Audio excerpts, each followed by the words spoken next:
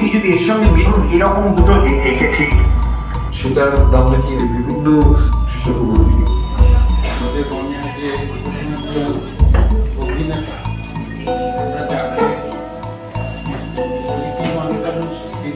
প্রত্যেকটা কৌতুকে কিন্তু ভীষণ খুশি, ভালো আমাদের মধ্যে প্রতিবারই।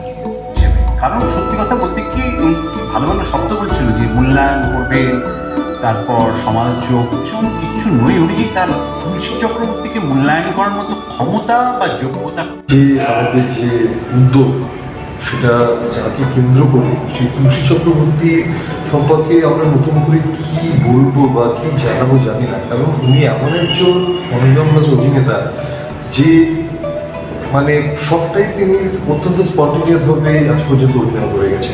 তার অভিনয় শৈলীর মধ্যে যে ছবিগুলো মানে সকলে দেখে না, পরশপথ সত্যজিৎ আছে, সাড়ে চর্চা আছে, আরও অনেক ছবি আছে, উত্তম সুচিত্রা যে রোমান্টিক জুটি, তার যে সব ছবিগুলো আছে সেখানেও উনি খুব ছোটো ছোটো পার্শ্ব চরিত্রে অভিনয় করেছেন। কিন্তু প্রত্যেকটি ছবিতে ওনার একটা স্বতন্ত্র একটা ছাপ আছে। এবং যে ছবিটার কথা আমরা বেশি কেউ জানি না বা দেখার সুযোগ হয়নি অনেকে, বিমল রায়ের জীবনের প্রথম ছবি 1944 সালে, সেটা হচ্ছে উদয়পথ। এই উদয়পথের ছবিটা এমন একটা ছবি, উদয়পথের ছবিতে উনি একটা বাড়িওয়ালার চরিত্রে একটা ছোট্ট এই করেছেন অভিনয়, ওনার স্ত্রী রাজলক্ষ্মী। এবং সিচুয়েশনটা হচ্ছে ওনার যে ভাড়াটে, সেই ভাড়াটে আর কি ওনার কাছে রোজ বা তাগাদা দিচ্ছে, মানে উনি আর কি এই বছর তাগাদা দিচ্ছেন যে টাকাটা কবে দেবেন। এবং সেই টাকাটা চাইবার সময় হচ্ছে মাঝরাত্রি বা ভোর। তখন ভাড়াটি হচ্ছে রাধামোহন ভট্টাচার্য, আরেকজন মানে আমাদের মহান অভিনেতা। রাধামোহন ভট্টাচার্য ভাড়াটা দিতে গেছেন ভোর রাত্রে। এবং তখন তুলসী চক্রবর্তী তাকে জিজ্ঞাসা করছেন যে এটা কি ভাড়া মানে দেওয়ার সময়? তার উত্তরে উনি বলছেন এটা যদি ভাড়া দেওয়ার সময় না হয় তাহলে ভাড়ার জন্য টাকাটা দেওয়ার সময়ও কিন্তু ভোর রাত্রিটা নয়। তো এই যে তুলসী চক্রবর্তী এই ছোটোখাটো ছোট ছোট যে রোলগুলো, সেই রোলগুলোকে এমন স্পন্টেনিয়াসলি এমনভাবে ফুটিয়ে তুলেছেন যে কোনো সাধারণ অভিনেতার পক্ষে সেটা সম্ভব নয়। আর যেটা আজকে আমরা একটা প্রতিবেদন মানে দেখালাম ছোট্ট 10 মিনিটে, তুলসী চক্রবর্তী অভিনীত আরও অন্যান্য ছোটো ছোটো ছবি, সেই ছবিগুলো ক্লিপিংস দিয়ে। এবং আমি বছর 10 আগে সৌমিত্র চট্টোপাধ্যায় নিয়ে একটা কাজ করেছিলাম বাংলা চলচ্চিত্রের শতবর্ষে ছায়াচিত্রে, মানে যেটা চলচ্চিত্র চালচিত্র বাংলা ছায়াছবির ইতিহাস নিয়ে একটা তথ্যচিত্র, সেই তথ্যচিত্র সৌমিত্র চট্টোপাধ্যায় কমেন্ট্রি করেছিলেন।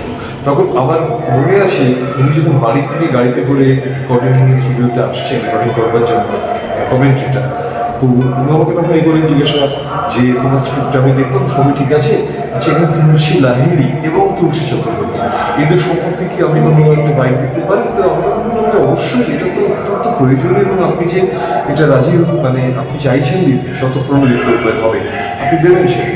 উনি সেটা দিলেন এবং সেই পোর্শনটাই আমরা আজকে দেখালাম। এবং আমি নিজে ভিডিও ক্যামেরায় সেটা তুলেছিলাম তখন ওনার যে বক্তব্য। এবং সত্যি তাই তুলসী চক্রবর্তী বা ভারত বন্দ্যোপাধ্যায় এদের মতো কৌতুক অভিনেতা বলে আমরা একটা স্ট্যান্ড দিয়ে দিয়েছি।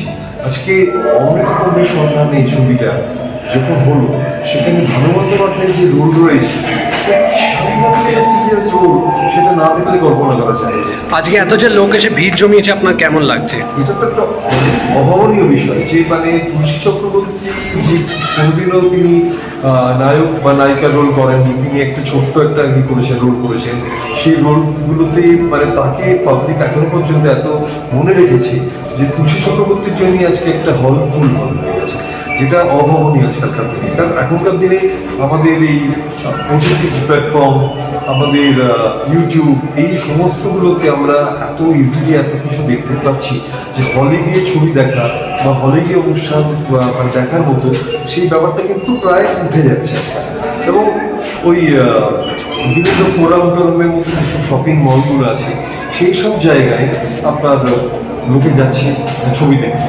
তো বাংলা হলগুলো সত্যি কথা ঢুকছে আজকালকার দিনে, কিন্তু সেখানে তুলসী চক্রবর্তীর ছবি আমরা দেখাচ্ছি এবং ওনার 125তম জন্মদিন। আজকে আমরা মানে অনুষ্ঠানের কথা ছেড়ে দিলাম, আমাদের বক্তব্যের কথা সেটাকেও বাদ দিলাম। আমরা যদি দেখে নিই যে এইখানে তুলসী চক্রবর্তী শুধুমাত্র তুলসী চক্রবর্তীর এই ছবিটা দেখতেই লোকে এসছে, তাহলেও বোঝা যায় যে একটা মানুষ 61 সালে চলে গেছে। আজকে 61 সাল থেকে 62-63 বছর গেল, সেই 62-63 বছর পরেও সেই মানুষটাকে মনে রেখে এতগুলো লোকের একসঙ্গে সমাগম, এটা একটা অভাবনীয় বিষয়।